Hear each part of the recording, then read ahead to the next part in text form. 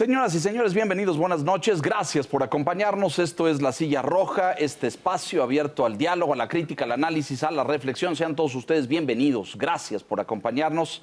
El día de hoy recibimos a un joven integrante de esta importante organización de protección a periodistas, Artículo 19, Pedro Cárdenas Casillas. Te doy la bienvenida, Pedro, gracias por estar con nosotros. No, al contrario, muchísimas gracias a ustedes por el espacio para Artículo. Bienvenido, muchas gracias.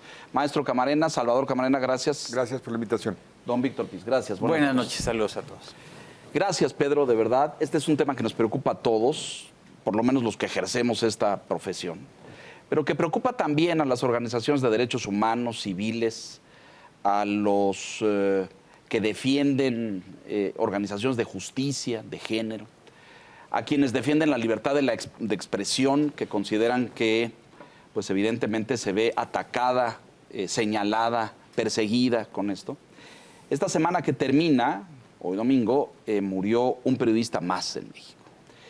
Ahora nos corregirás en números y eso, porque sí, está la parte estadística, pero está la otra, la parte social, humana.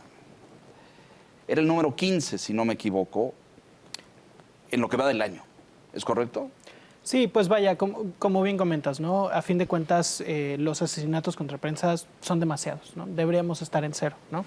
Y ahorita, pues sí, efectivamente, digo, nosotros estamos identificando al menos 18 casos de periodistas y colaboradores de medios de comunicación, es decir, no necesariamente que estén enfrente de la cámara, de los cuales, pues al menos 11 hemos trabajado ya en identificar que hay un posible vínculo a la libertad de expresión o a su ejercicio periodístico, y el resto de los casos, pues seguimos en este proceso también de documentación. A ver, apuntemos ahí, porque a la ciudadanía le cuesta mucho trabajo. Nosotros decimos, tenemos una situación como si estuviéramos en un país en guerra, ¿no?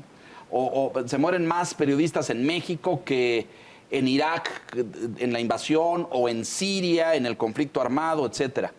Y la ciudadanía, dimensionar esto le cuesta trabajo, le cuesta...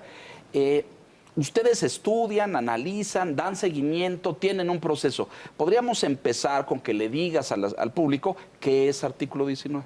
Claro que sí. Pues Artículo 19 es una organización de sociedad civil que fue creada en 1987 en Londres, de hecho, ¿no? Su primer capítulo es en Inglaterra y se dedica precisamente a la lucha contra la censura y a investigar estos temas sobre libertad de expresión, el derecho de acceso a la información y de libertad de expresión en el mundo. Con el paso del tiempo la organización va creciendo, crea nuevas oficinas. En México nos instalamos en el 2006, 2007 empezó como que un poco de mayor actividad y precisamente pues estamos en México trabajando desde el 2007 hasta la fecha, precisamente documentando violaciones de derechos humanos contra periodistas, ¿no? Entonces es parte del trabajo. Para escuchar a nuestros colegas, pero rematar ahí, existe un patrón de comportamiento en los crímenes contra periodistas. Hay temas, decías hace un momento, de libertad de expresión, es un tema de cobertura informativa, los que cubren determinado tipo de temas como el combate al narco o el crimen organizado se ven claramente más expuestos. Es un tema de censura política. ¿Dónde están los casos? ¿Dónde están los acentos? Claro. Creo que ha variado mucho, sí, ¿no? El abanico es amplio, tiempo, ¿no? Claro. Y sí hay que decir que, pues bueno, necesitamos que las fiscalías hagan su trabajo y que nos vayan diciendo caso por caso cuál es la distancia. Pero sí podemos identificar dos temas, ¿no? En cuanto a lo que es agresiones en general contra la prensa, intimidaciones, hostigamientos, amenazas, ¿no?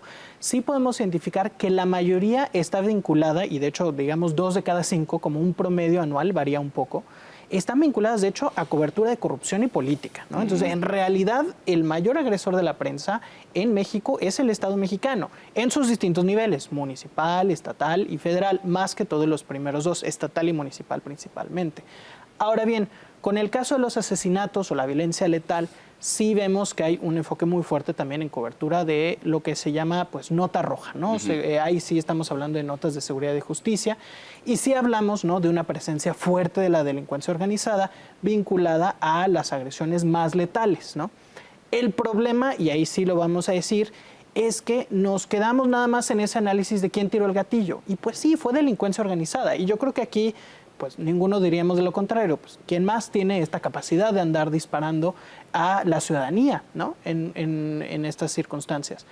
Pero la labor de las fiscalías tiene que ir más allá y nos tenemos que preguntar, bueno, ¿qué estaban investigando las personas periodistas. Claro, claro. Porque no es nada más delincuencia organizada, sino hay un entramado macrocriminal, ¿no? que se vincula con otros actores. Puede ser sector privado, puede ser sector público, y justo es un tema importante el tema pues, de la investigación de la corrupción que en México se tiene que analizar.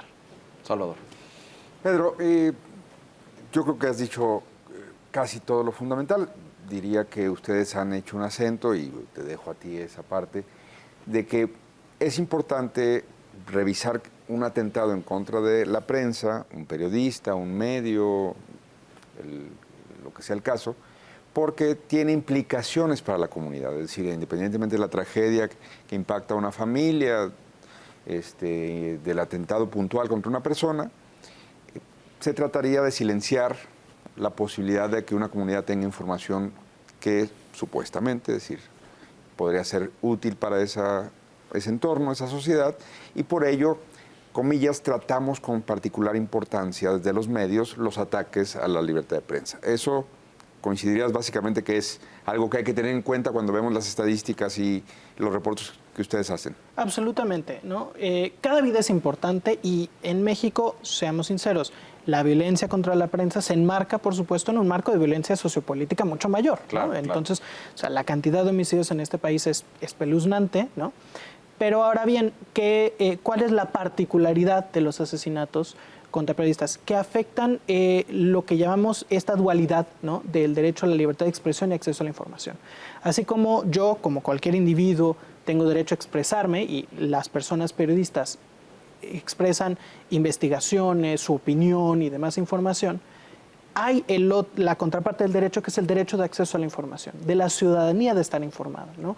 Entonces, cuando decías, como comentaba Leonardo, ¿no? De, oye, pues, les interesa la prensa, nos interesa la sociedad civil, sí, pero nos debería interesar a todas y todos, porque en realidad, cuando se está amenazando a la prensa, cuando está asesinando a la prensa, lo que están haciendo también, además de afectar a los periodistas, a sus familias, a sus colegas y a sus comunidades, pues están afectando el derecho de toda la ciudadanía de saber qué está pasando, ¿no?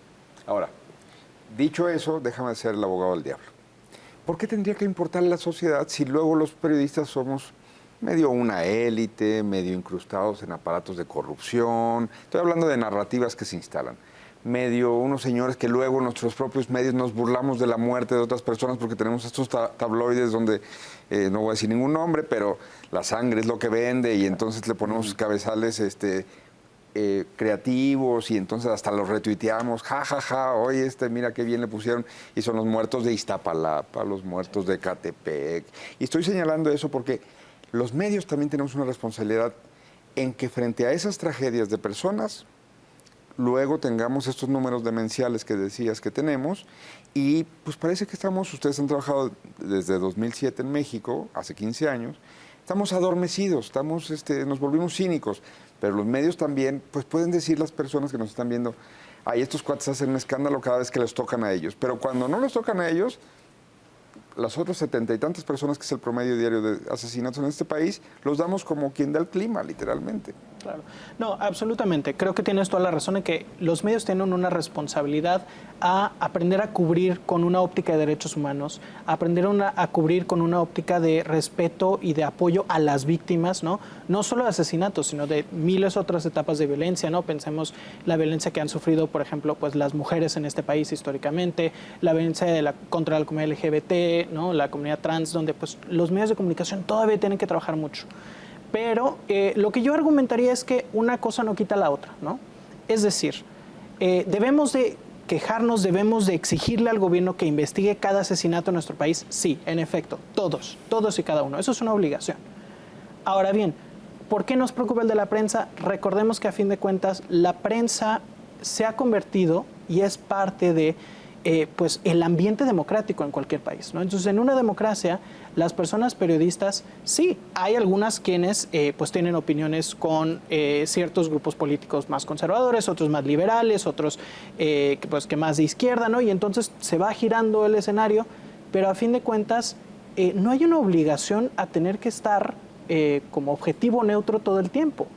Lo importante es que hay una pluralidad y diversidad. Entonces, mientras más periodistas haya, yo, Pedro, ciudadano, puedo escuchar a El Financiero, puedo escuchar a el Universal, puedo escuchar a La Jornada, puedo escuchar a un youtuber, puedo escuchar, no, y entonces puedo escuchar a todos, y entonces mi información y mi valor de toma de decisiones es mejor. Entonces, ahí es donde necesitamos intentar recordar la importancia del ámbito periodístico. Yo creo que aquí hay dos líneas muy importantes que creo que debemos retomar y profundizar. Una, la de los medios. Explícale un poco a la ciudadanía, ahí voy, mi querido Víctor, pero, o sea, hay una agresión a un periodista, el periodista tiene el valor, que creo que no son todos, no somos todos, y lo denuncia y les avisa, estoy sufriendo esta presión por parte de el presidente municipal o la presidencia municipal, vamos a ponerlo así, no personificado, pero claro, o la oficina del gobernador o la oficina de prensa del Estado o a nivel federal. Claro. ¿Qué hace artículo 19?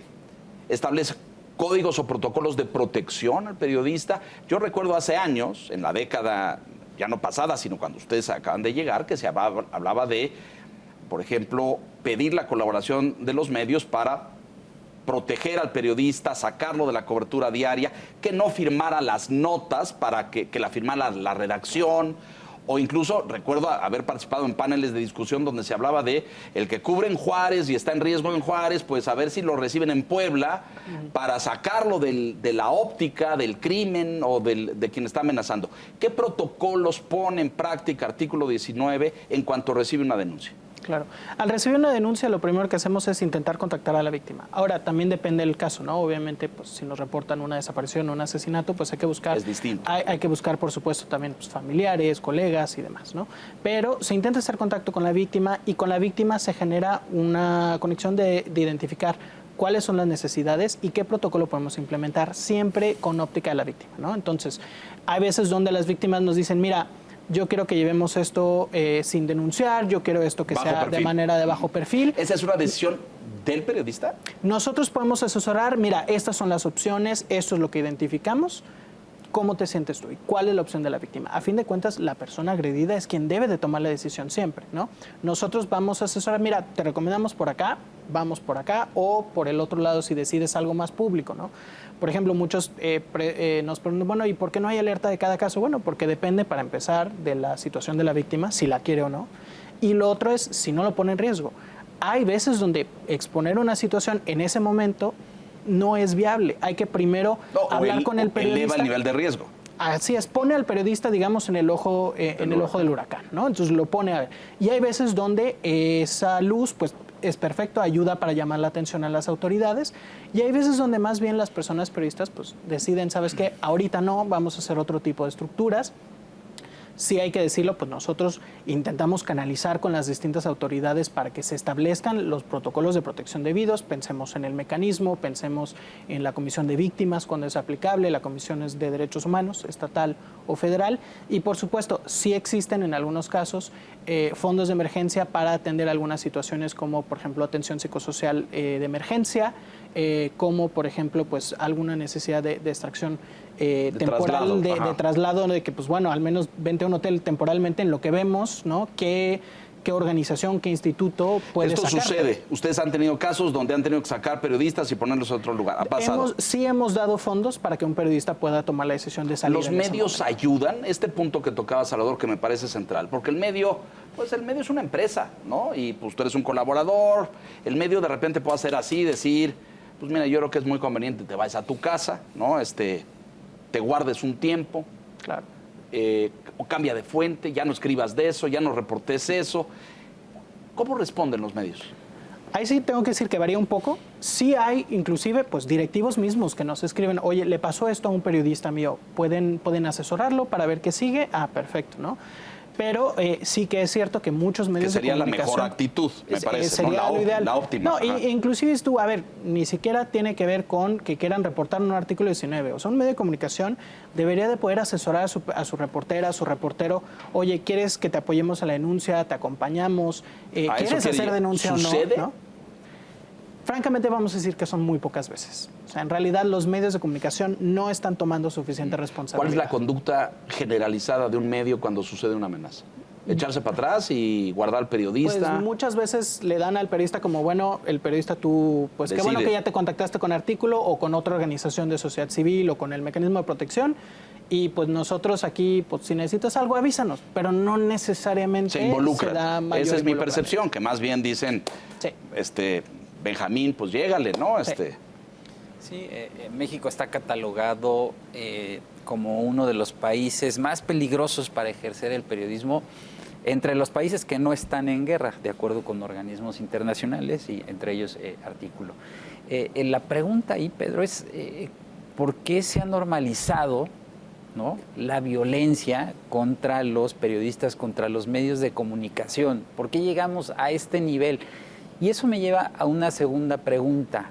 En el caso de México, porque decías que las agresiones en buena medida provienen del Estado, en sus distintos ámbitos, ¿no?, a nivel gobierno federal, estatal, municipal, etcétera. ¿Qué tanto este discurso que estigmatiza desde el poder público contribuye a crear este ambiente de animadversión hacia los medios? Claro. Sí, no, efectivamente es catalogado como uno de los más peligrosos precisamente por los números de violencia letal. Y sí tenemos que decirlo, o sea, los países en guerra de repente tienen un alza, ¿no?, de asesinatos porque pues, inicia la guerra, está todo ese proceso, pero conforme el proceso se va resolucionando, vuelven a bajar los números. Y en México no han bajado, ¿no? Al menos desde el año 2000, nosotros hicimos un conteo desde el año 2000 hasta la fecha, ¿no? ¿Y Ya, es bastante estable? ¿Así? o sea, se mantiene muy estable. Ha ido subiendo, ¿no?, año con año. De repente baja y se mantiene, pero estamos hablando de números que ningún otro país tiene con esta continuidad, ¿no? Ya con 22 años es una continuidad que no existe. Ahora, sí hay un tema de una estigmatización que tiene sus pasados, ¿no?, en algunos espacios, por ejemplo, en el gobierno de Duarte en Veracruz, ¿no? Sí era muy claro que las fiscalías, al segundo de un asesinato, no, es que estaba involucrado con el narco, ¿no? No, es que ni siquiera era periodista, era taxista. Y bueno, también recordemos que muchísimas personas periodistas en México tienen que tener más de un trabajo, claro, porque no necesariamente mi trabajo de reporterear un medio de comunicación local en mi comunidad o en mi municipio me alcanza, ¿no? Entonces, no era periodista, ¿no? Entonces, esos discursos empezaron a generar y sí tienen un antecedente en México que fue creciendo. En esta administración, particularmente a nivel federal, sí hemos alertado que nos preocupa mucho este discurso, ¿no?, de pues, negación principalmente, ¿no? Se niega que la violencia esté, ¿no?, a un nivel crítico, se niega una responsabilidad de la autoridad. Ahora, no estamos diciendo que la autoridad es directamente quien está mandando, no estamos diciendo que a nivel federal están mandando a matar periodistas, no se está diciendo eso. Pero, porque no hay ni prueba ni evidencia que sustente ni nos eso. Corresponde a nosotros, le corresponde a las fiscalías. Pero, ¿qué sí estamos diciendo? Que ante la violencia le corresponde a las autoridades la responsabilidad de, como dice la Comisión Interamericana de Derechos Humanos, prevenir, proteger y procurar justicia. Son las tres responsabilidades que tiene una autoridad ante una situación de violencia contra la prensa. Y el prevenir tiene que ver con generar un ambiente que permita pluralidad y que permita opiniones distintas. Es decir que estoy en desacuerdo con alguna política de mi alcalde, de mi gobernador o de mi presidente, no significa que lo esté atacando. Y se utiliza mucho esa palabra. No, nos están atacando. Y en los tiempos que vivimos, compadre, aquí no es... Es el pan de cada día. Si no externas una crítica porque eres el enemigo. En automático, ¿no? Y, a ver, no es un ataque. Las personas que están en el poder tienen un umbral de responsabilidad mayor. Pensé que ibas a decir de piel delgada. Bueno, desafortunadamente en México podemos decir que también, ¿no?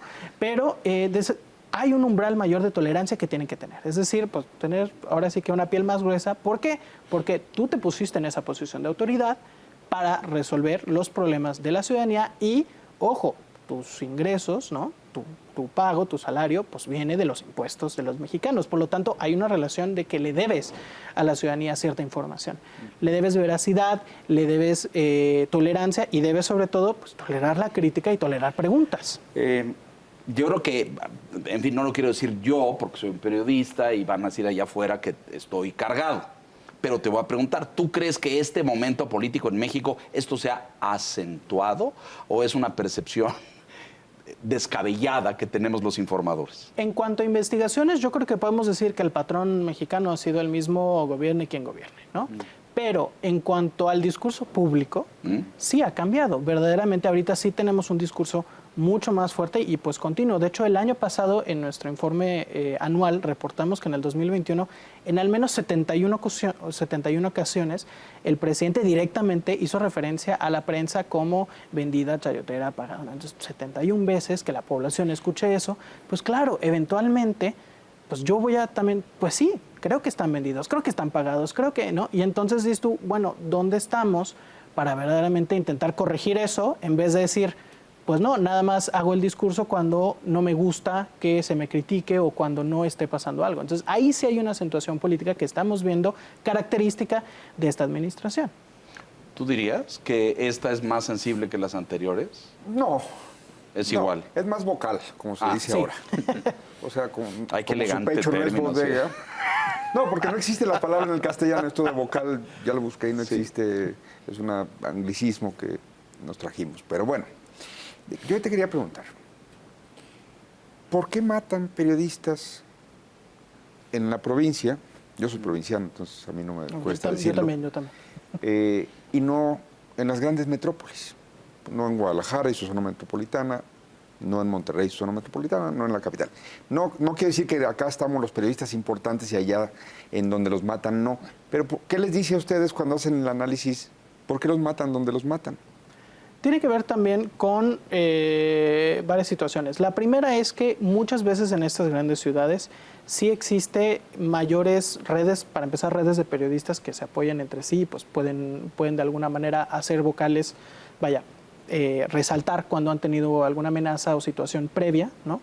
Otro tiene que ver también con que muchas veces pues hay una infraestructura un poco más estable en cuanto a pues fiscalías, en cuanto a comisiones de derechos humanos o de protección que están un poco más, ¿no? La sede está en estas ciudades, ¿no? Entonces es más fácil ir a reportar, es más fácil tener un ojo externo que le diga a los agresores que alguien está poniendo atención, ¿no?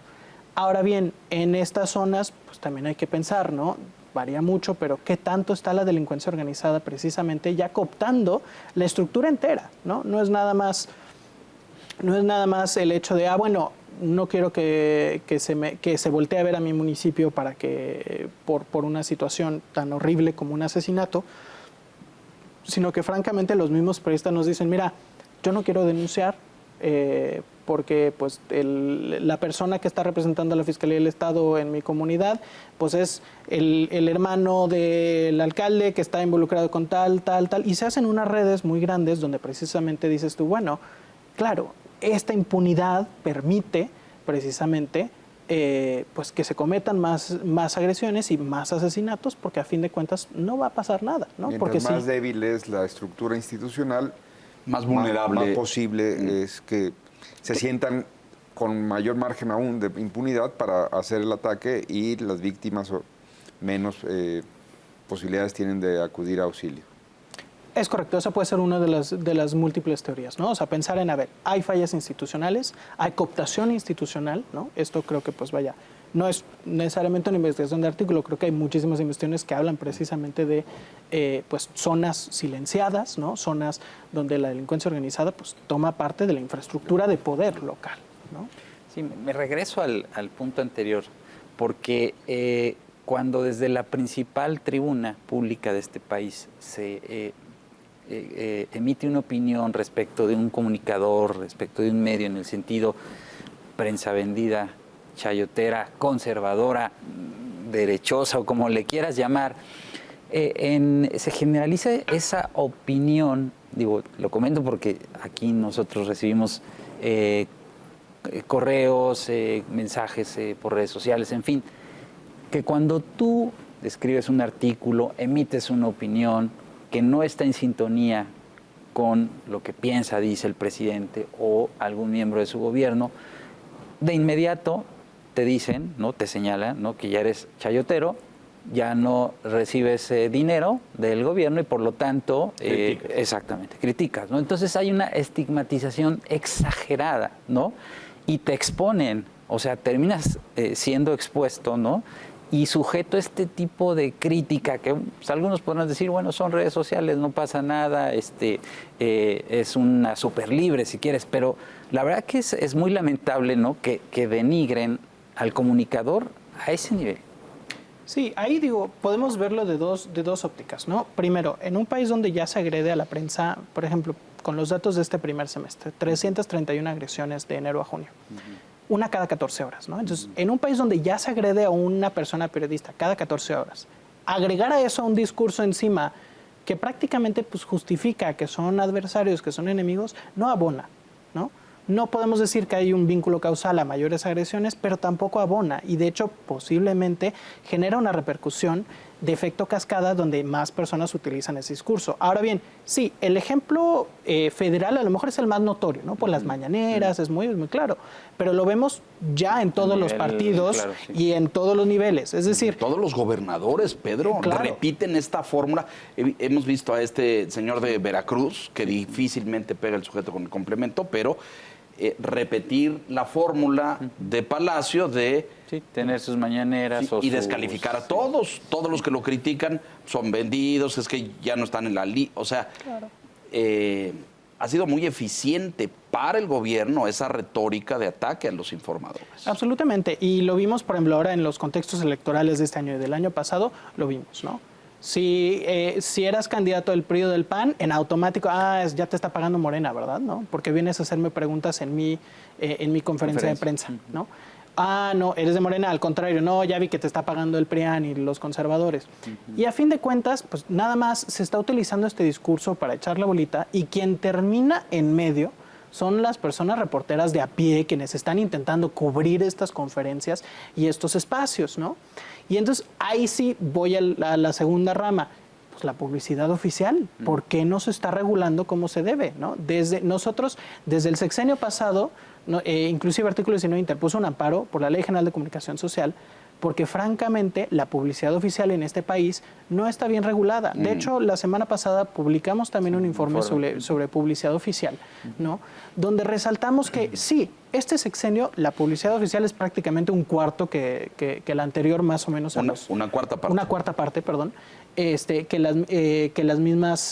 el mismo periodo de Enrique Peña Nieto, lo cual, bueno, vale, puede ser positivo o negativo dependiendo de cómo se mida, pero el problema es que lo que se está gestionando sigue estando concentrado en 10 medios de comunicación, el 50%, y hay un gasto decembrino muy alto. Es decir, al final estamos gastando todo, ¿no? Entonces, no está planificado.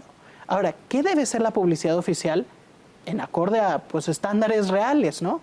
Tiene que ser un uso donde yo, gobierno, mande, ¿no? a los periódicos, a los medios de comunicación, a las radios, oigan, tenemos un nuevo programa sobre vacunas, tenemos un nuevo programa de educación, nuevas becas, por favor, hagan publicidad sobre esto para que la población se entere. Para eso debería de ser.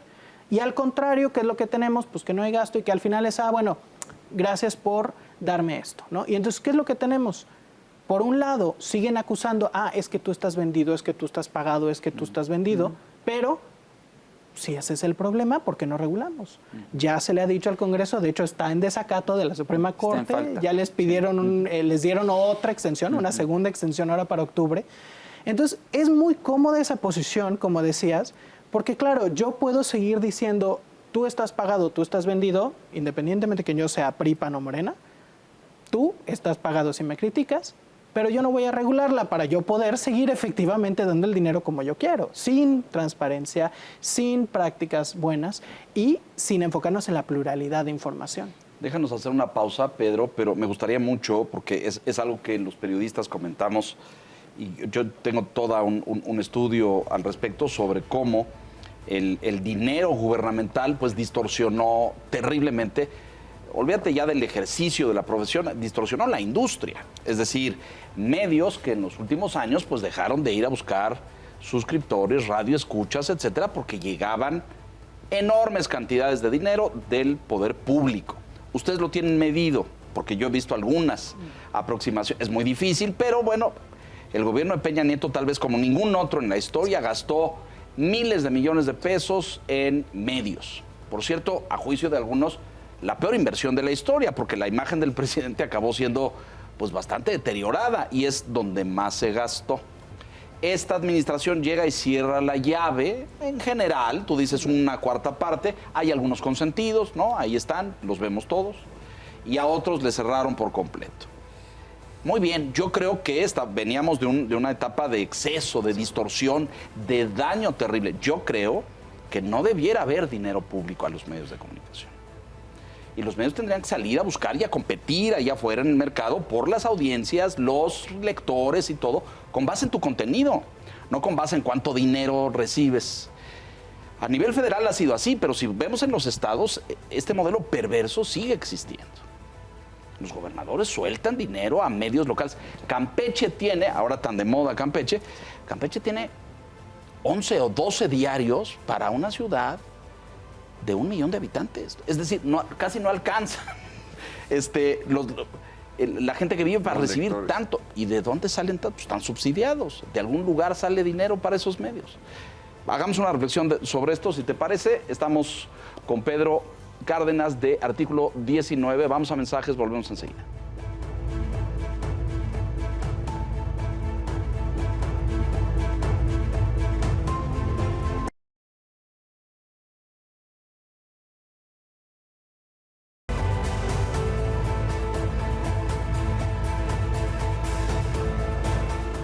Para no confundir, porque sí es importante el análisis del fenómeno económico y financiero, pero que no es causal de la violencia. La violencia obedece a otras causas, ahora nos lo explicarás. ¿Cómo está la comparación de los dineros en administraciones anteriores con la de esta? Claro.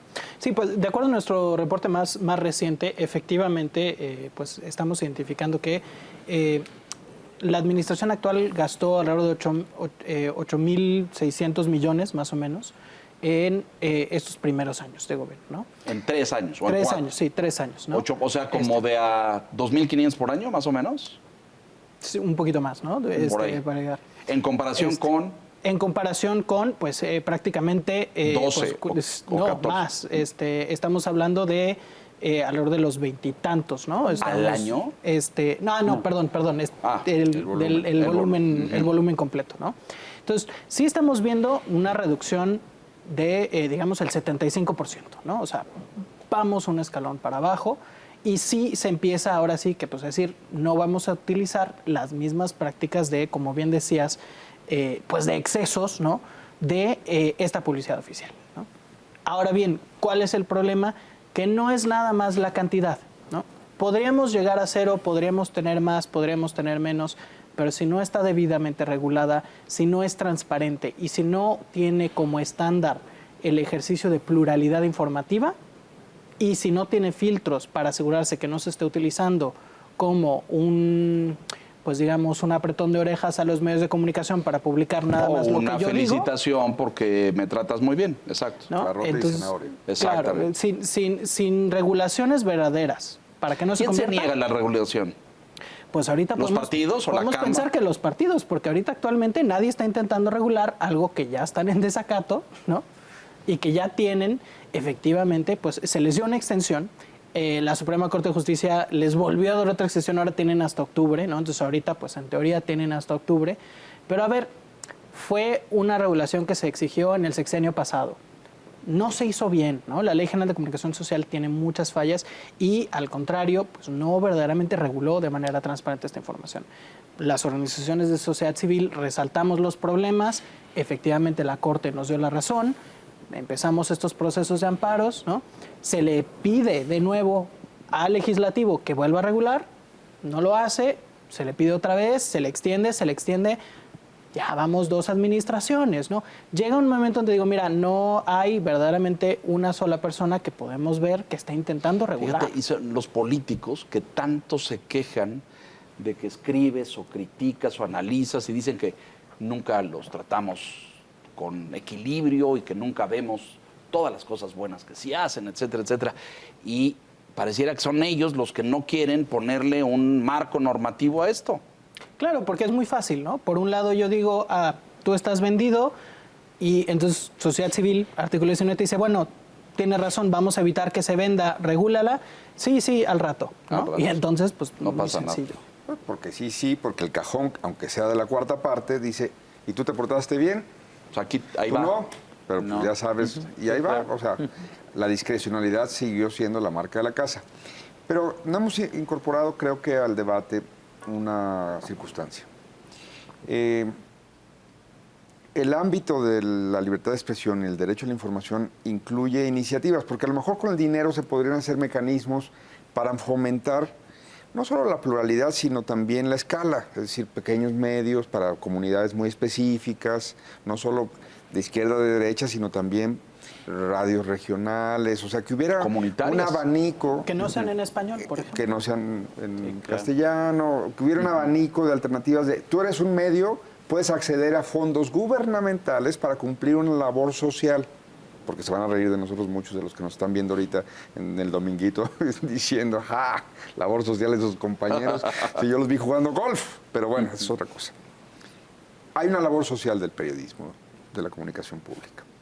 Bueno, esta administración, quiero preguntar si tienen un diagnóstico ya de cómo ha empobrecido el ambiente del ejercicio de la libertad de expresión y el derecho a la información con otros elementos.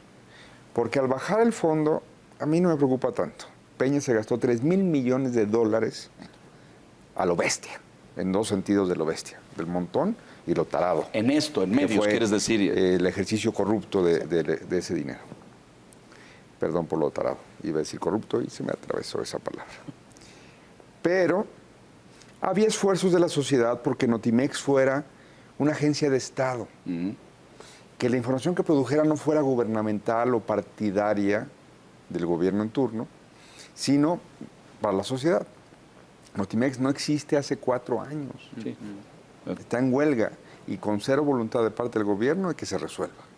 No le interesa. No le interesa.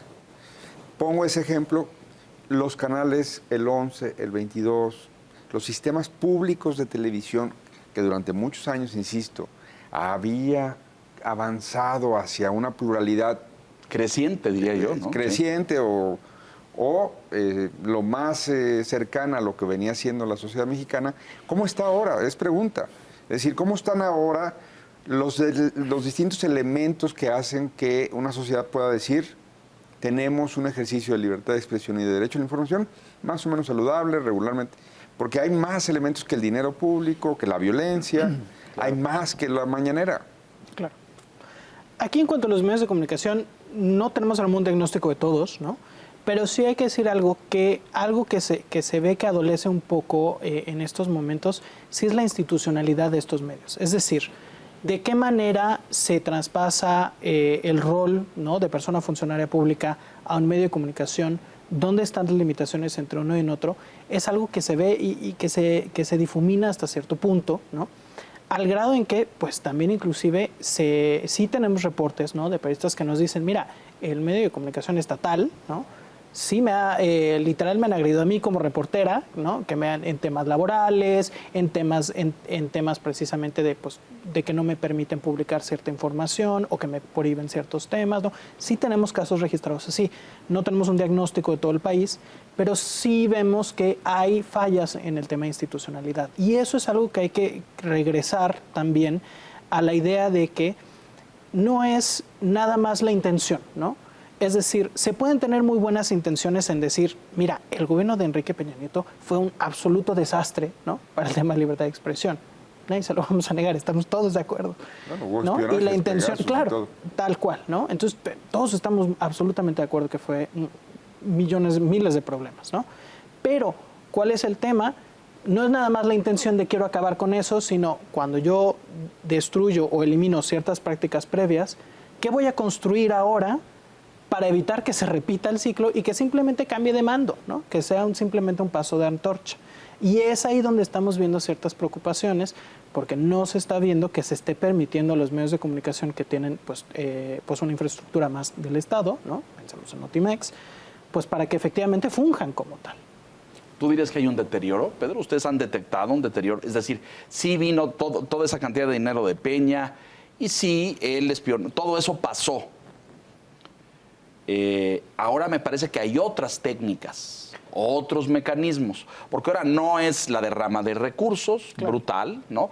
Pero ahora dices, como el caso de Notimex es un retrato. Ahí los echaron, no los liquidaron, no les reconocieron derechos laborales, antigüedad. Yo tengo colegas de Notimex con los que fui corresponsal hace 30 años, gente que cubría el mundo en Europa, en Sudamérica, en Estados Unidos, los mandaron a la calle sin una liquidación.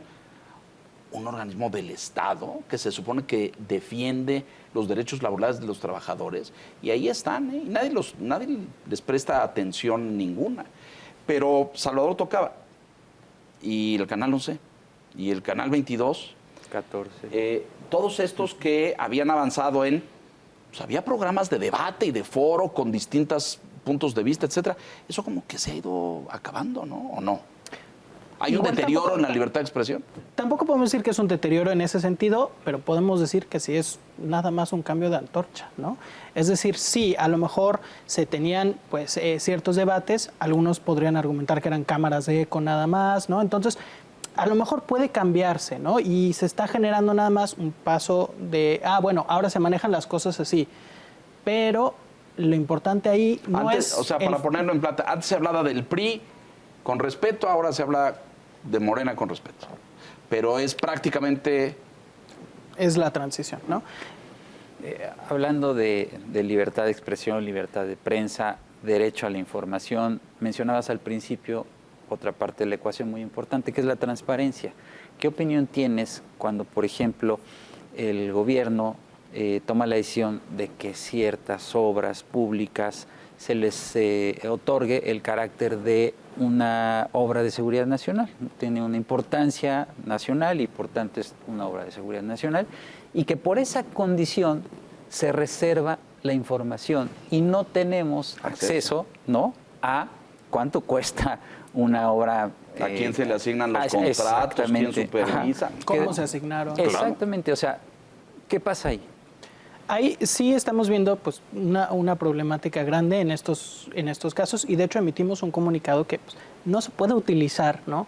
Es un proceso de securitización, es decir, de colocarle la etiqueta de seguridad nacional para decir, esto es seguridad nacional, ya no te puedo pasar información, ¿no? Al convertir todos estos espacios en seguridad nacional, Porque efectivamente... interviene el ejército, perdón, ¿no? Claro, o Sí, porque sí. interviene el ejército, pero el problema es que pues el ejército y la Guardia Nacional cada vez les estamos interviniendo en más cosas, y entonces pues todo va a ser seguridad nacional. Llega un momento donde no vamos a tener acceso a ninguna información sobre estos procesos, ¿no?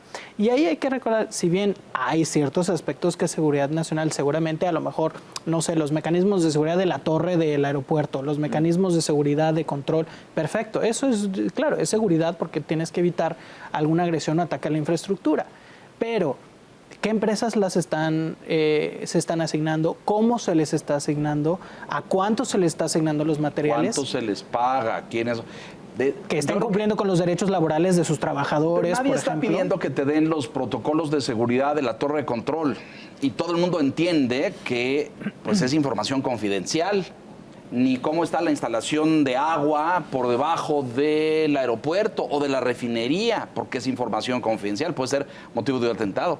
Pero sí lo que por derecho el público tiene capacidad de saber, ¿no? ¿Cuánto se gastó? ¿A quién se le dio? ¿Cómo se construyó? Sí, sí. Y todo Sí, eso finalmente está es dinero público, ¿no? guardado en un archivero. Es dinero público, es dinero pagado por impuestos. Y eso es algo que es muy importante recordar, yo creo que a la ciudadanía. La democracia no es nada más ir a votar cada 6 años, sino estar con el ojo constante de que, oye, pues las personas que yo voté, o que la mayoría votamos, ¿no? Pues yo quiero que hagan el trabajo bien, como me lo prometieron a Y mí. que haya como yo me lo rendición de pidieron, cuentas. Y que haya rendición de cuentas, porque, por así decirlo, de manera muy coloquial, pues trabajan para la ciudadanía, ¿no? Trabajan para mí. Entonces, es esta transparencia y es esta rendición que es importante que se haga.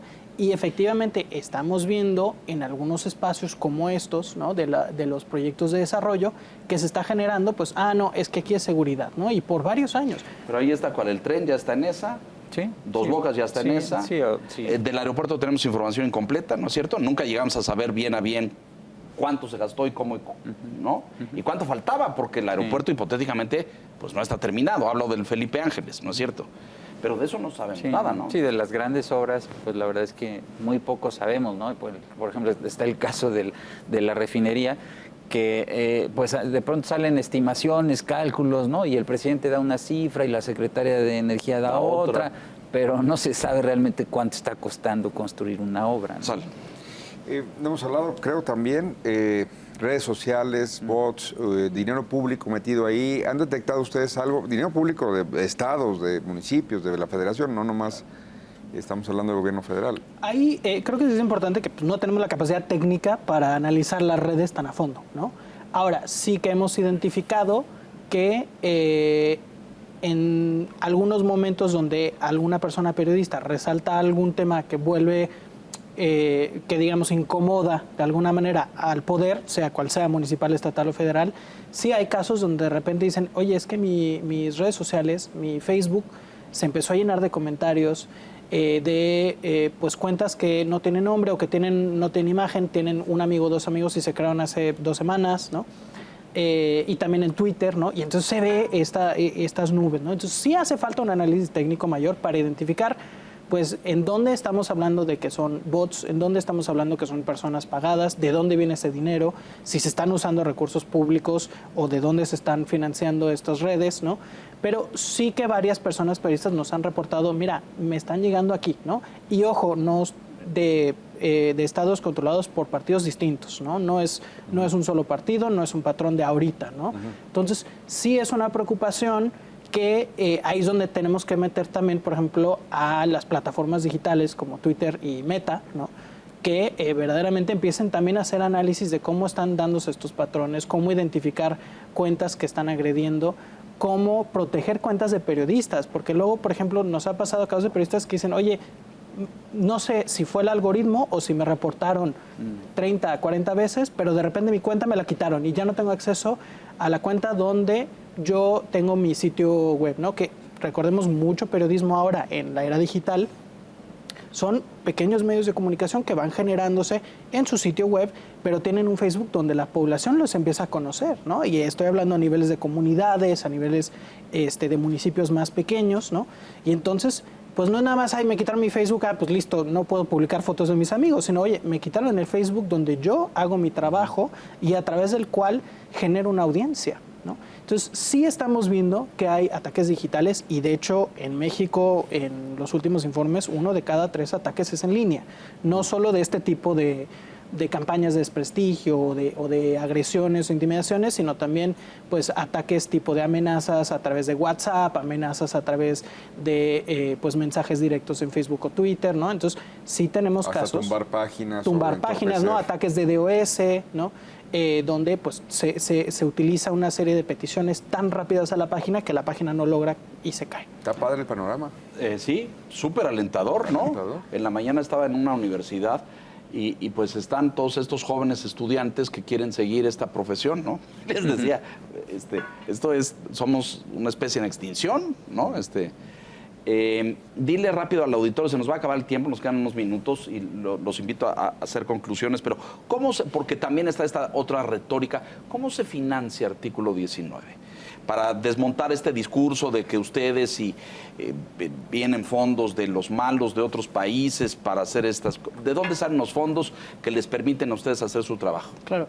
Artículo 19 como tal puede recibir fondos tanto privados, es decir, cualquier persona puede hacer una donación si así lo gusta, ahí lo pueden ver en nuestro sitio web, como por agencias de cooperación internacional, ¿no? Entonces, sí que agencias de cooperación tienen una serie de proyectos en los cuales nosotros aplicamos, pero pues estos procesos son sumamente regulados. Entonces, a ver, yo quiero hacer un proyecto para tener, por ejemplo, fondos para dar atención psicosocial a periodistas que han recibido amenazas. Bueno, entonces se hace la aplicación, la agencia de cooperación decide a quién se lo otorga, si nos lo otorgan nosotros, perfecto. Dile al público qué agencias, Pedro. Por ejemplo, bueno, tenemos proyectos BID, Banco Mundial. Ahorita tenemos agencias, por ejemplo, ahorita con la Unión Europea, por ejemplo, tenemos un proyecto. Da fondos en ese sentido para estamos en un proyecto con ellos, ¿no? También hay agencias, por ejemplo, nos ha apoyado lo que es la Embajada de Holanda en algunos momentos, USAID, sí, el Fondo de Agencia de Cooperación de los Estados Unidos, pues bueno, cada año varían, porque en realidad son proyectos pues de cierto cortos, tiempo, claro, ¿no? claro, Entonces claro. tienes 2 años para acabar este proyecto y se acabó,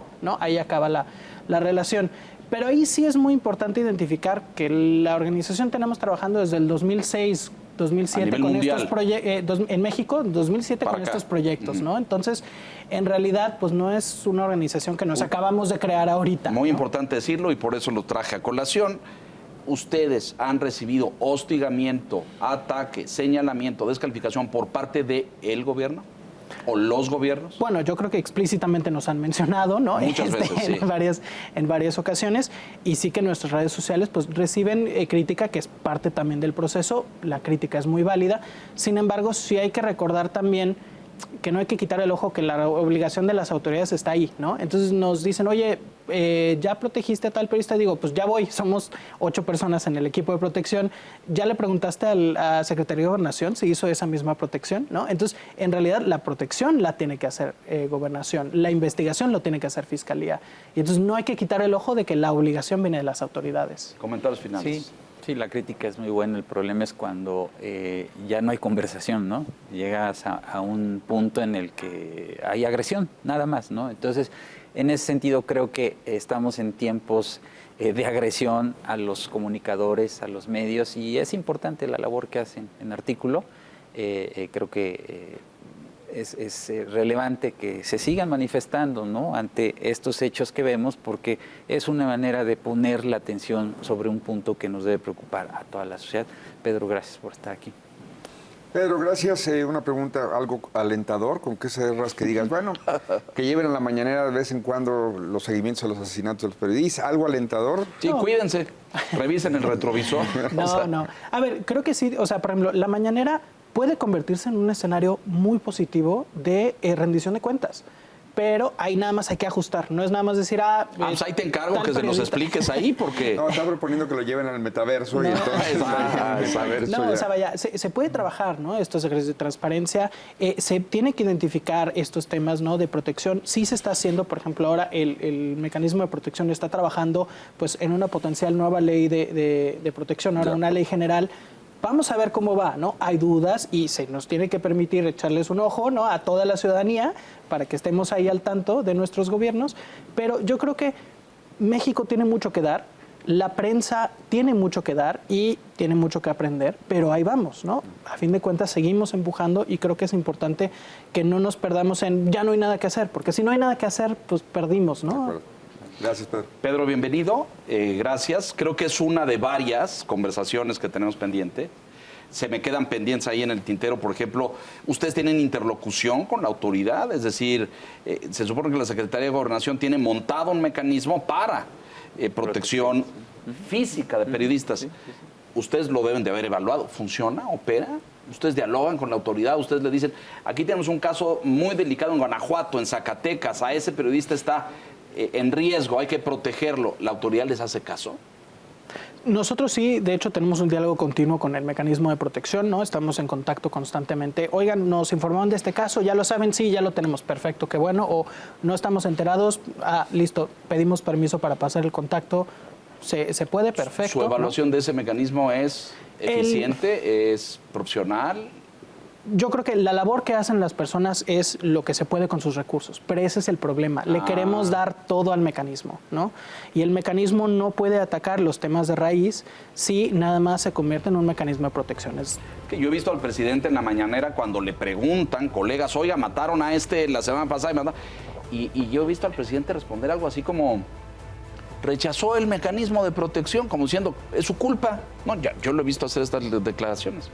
En fin, es fruto de un debate más largo. Te agradecemos mucho tu presencia aquí.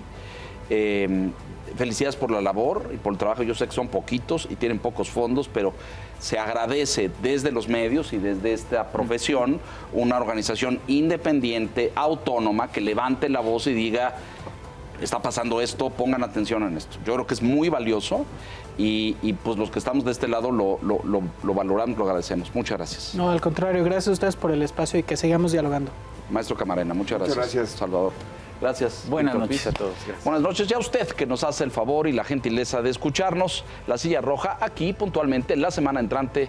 Hasta entonces, gracias.